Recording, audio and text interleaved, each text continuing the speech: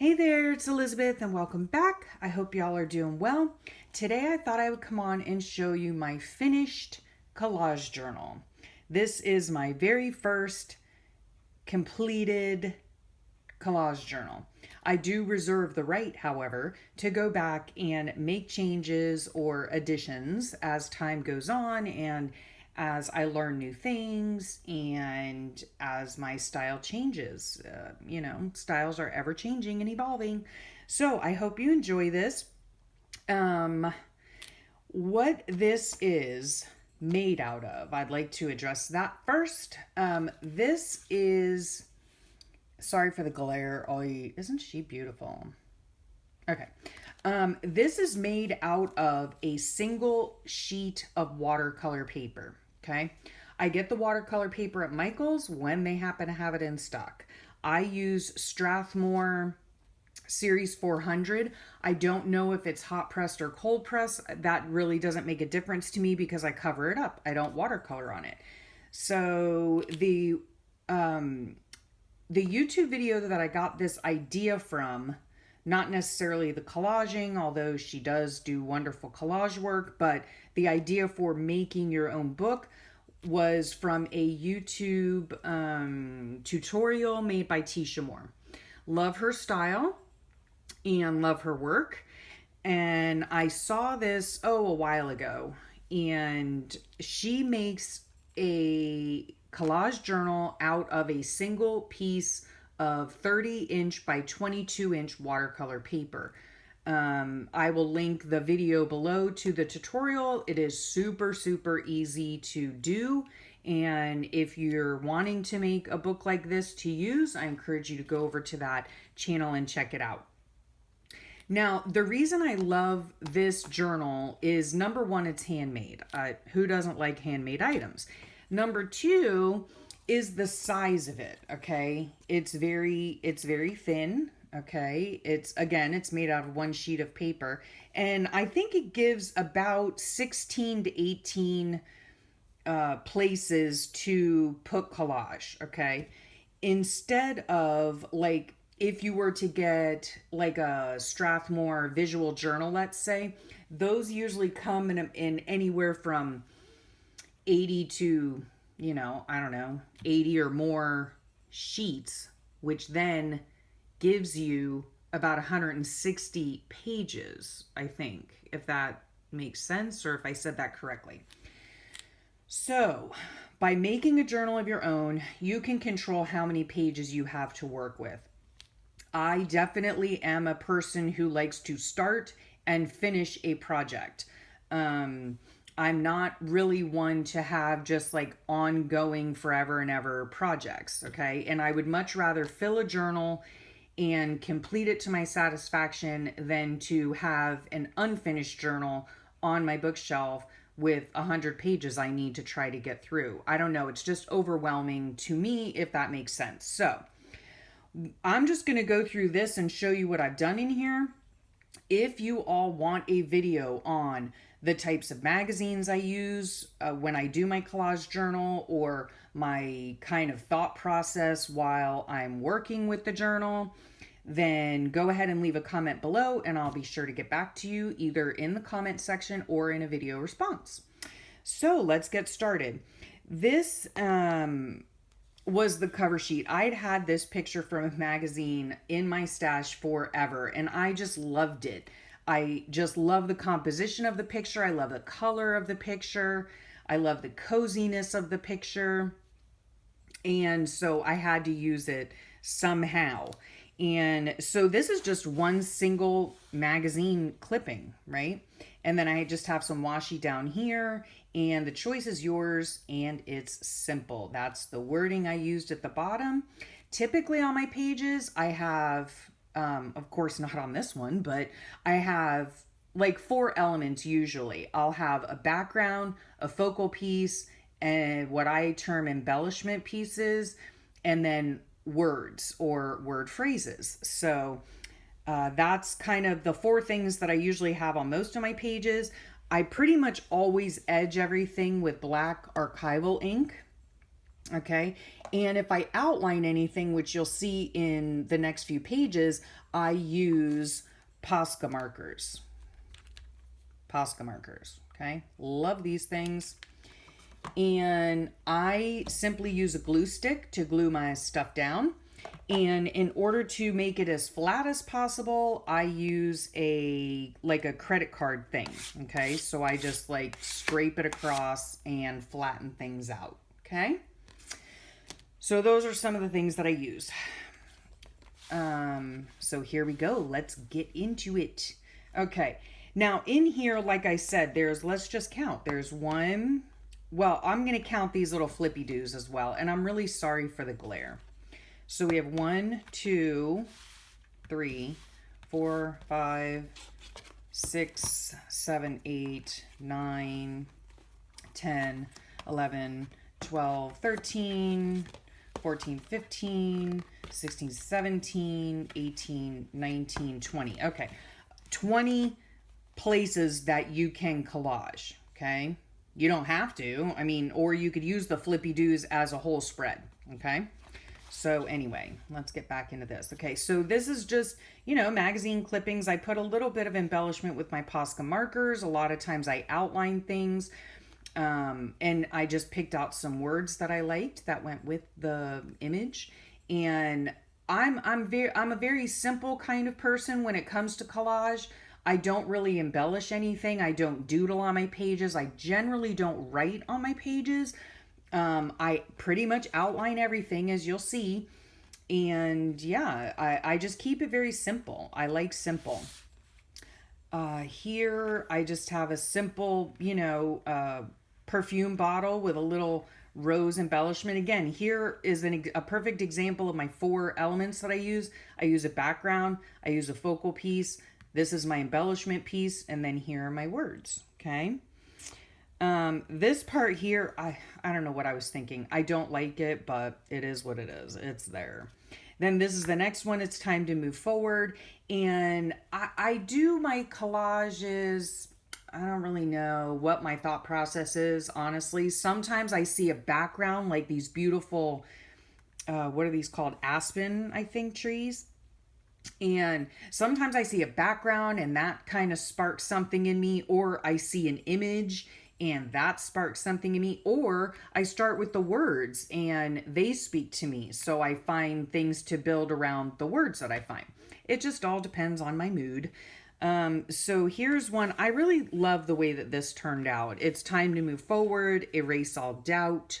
And this is just a watch piece as an embellishment piece that it's kind of like slung on her back like a backpack, like she's walking into the woods and she's just moving forward, So I really enjoyed that one.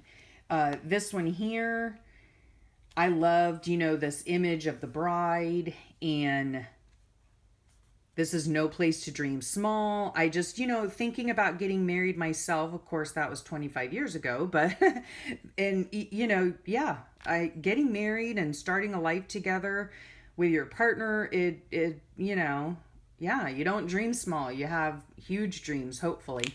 And then, of course, what's next, So, yeah, I thought this just went really well together. This background piece is from a Burt's Bees advertisement, and I just love the water droplets and the color green. These are actually Petri dishes, which is really kind of gross, but I loved the colors in them. And then, like I said, I simply outline. I like simple. That's all I can say. This one here is on a flippy do, and this one doesn't have a background. It just is the background. The whole thing is the background, and it was just kind of a mishmash of things. And that day I was just, thinking about these words here: resolve to make life easier, and make it happen, which, has obviously to do with decluttering and all of that fun stuff. This one here, it's just, it is what it is. I wanted to use this big love here. And one of the things that I do happen to love is the ocean. So that's how that page turned out. This one here, I have had this image here in my stash forever. And, I mean, she just looks like, oh, I've had a hard day and I just need to relax with a book, you know. I don't know how many of y'all relax in an elegant, dress and heels, but the image just spoke to me and I really wanted to use it. So, again, here's another example of just, a pretty background with a focal image and then words. Let it go, because she looks like she's just relaxing and letting everything go. And then here is a quote that I found about letting go from Ray Bradbury. And of course, he is one of my favorite authors. So, yeah, so that's how that page turned out. I didn't outline her or any of the words, I just didn't feel like it. Yeah, so I didn't. Then this page here, I love this. This is from a Sherwin-Williams, I think, advertisement. And I just love the way that well, first of all, I love peacocks. And secondly, I love the whole picture. I'm sure it's digitally made, I think. And it's made out of paint chips. So I just thought it was so cool. And so that's just, just kind of like the cover. It's just one sheet that I just loved. And then I found words about color and put that on there. Where will color take you? Do you want to go? So that was a fun page to do. And then these are perhaps my favorites in the whole book. I don't really play favorites, but yeah, but I really do love these. On here, I've had this image for quite a long time. I don't generally add anything to my pages, although on this page I did add a little bit of neo color to make some rosy cheeks on her. I just loved her facial expression, and I put a little crown. It was actually like a ring or a bracelet, and I put a little crown on her. And then this is made from my little, like, oh, I don't have it right here right now. The little, let me get it. Hang on, I'm right here. Here it is. My little retro, it's a Dymo. Here it is, a Dymo label maker. Love this thing. Oh my gosh. And so this spread, the whole 3-page spread, kind of has a running theme because all of the backgrounds are the same and from the same paper, and then I used the label maker for all of the quotes. So this one here says, the reason old souls enjoy spending time alone is because they never really are. And that just spoke to me that day. So yeah, because I do spend a lot of time alone. Everyone's, working or at school, so I do have time on my hands. Then this one here, I love this. This is one full image, and there's just something that resonates with me about what I consider this to be a mask, right? And yeah, most of you know that I deal with chronic illness, and so these types of images just resonate with me for some reason, because I always feel like I'm putting on a mask, or not really putting on a mask, because I don't want to seem like I'm like a fake person. I'm not. It's just that when you're dealing with pain daily, you tend to get used to smiling through it, I guess, or dealing with it. And so anyway, I hope that made some sense. So love that image. And it says, I've waited a long time to show these flowers how pretty you are. So that's just a little positive, thing. When I look back on this page, that's just what I think of, and instead of you recognizing how pretty the flowers are, the flowers are recognizing how beautiful you are. So I like that one. And then this one here, I did add some rosy cheeks onto her because she looks so stern looking. But she just looked like she just had an attitude, right? So I did add neo colors to the background of these butterfly wings, and there's a rose back there. And then this says, don't test me. Please just don't. And that day I must have been, feeling the pressure, I guess, or something. And I was just like, do not test me. And her face just, Said it all. And then I do like kind of the, juxtaposition, I guess, with the really colorful background against the, muted tones of the picture. So I really like how that came out. And then this one here, I really enjoy the way that this came out. This is not as, not realistic pictures. This is a whimsical picture. And I found this picture in a children's book and I just loved it. The way the little bird is whispering in his ear. And so what I did here, instead of using the labels or finding clippings of wordage or word phrases, I simply typed up a quote myself and then cut it out and stuck it on. And what I do for these is I look at the picture and then, Google is one of my best friends. So I go on Google and I simply type in "a little bird told me" quotes. And then I click images and I look at all the different memes. And when I come up with, when something comes up that speaks to me, I go ahead and print it out and put it in.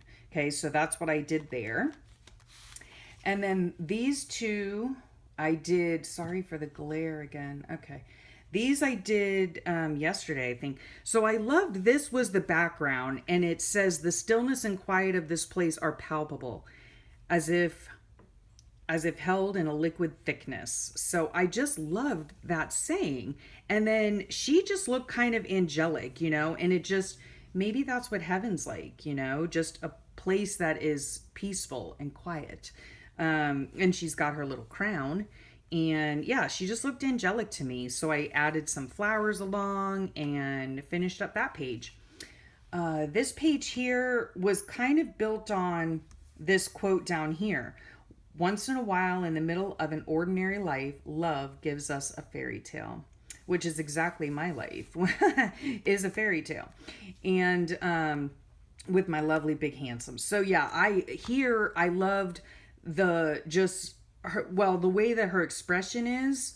It just, she looks kind of mad now that I'm looking at it, but at the time I thought it was just serene. She's in a bubble bath, she's just relaxing. And then of course against a cityscape, which is, conjures up busyness to me. And then every day should feel this good, climbing into a bubble bath and just being in love and having a fairy tale life and all of that. So that was that page. Then this page here, let me see. Okay. I loved this, I loved the vintagey look to her coat and her pants. And she has an umbrella, so obviously it's, raining. And then against a field of dry grass. I just thought that looked nice together. And then I picked out some words and I just made up this little thing. It's not a quote or anything. "Whatever your story, it only takes a daily dose of perspective to live in your moment." So that's what I did there. And yeah, just glued them on and then, outlined them in Posca. Sometimes when you see these little stitch marks here, that is, a lot of times, that's a cover up, because as I'm outlining, my hand will shake or something and I'll have a boo-boo. And so that's how I remedy that. And then I think it comes out cute. It just looks like the words are kind of stitched on, but it's actually a mess up. And then we have this here. I just loved this image of flowers in her hair. And so again, Google to the rescue. I simply looked up "flowers in your hair" quotes. And this is what I found. She wore flowers in her hair and carried magic secrets in her eyes. So it just went perfectly with this. And I chose not to outline her. I just loved the image itself. The beautiful purple flowers are surrounding her beautiful face. And then just the flowiness of whatever this is in the background. It's just a muted, maybe sheets or something. I'm not really sure, but I loved the combination of those two. And then this one here is just a little one. And I just happen to really love the way that this girl was dressed. I love the poppies on her skirt, and she just looks interesting to me. And so I found the words, "There's nothing like the freedom of mystery." Yeah, I don't know. She kind of looks like she might have a secret or something. So that's that one. And then on this flippy do here, I just happen to like this image, so I put it on there. I did not add words or anything. I just liked it the way it was. She's just taking time to smell the flowers. And then the back, I don't do anything to because, you know, this comes on and off my shelf.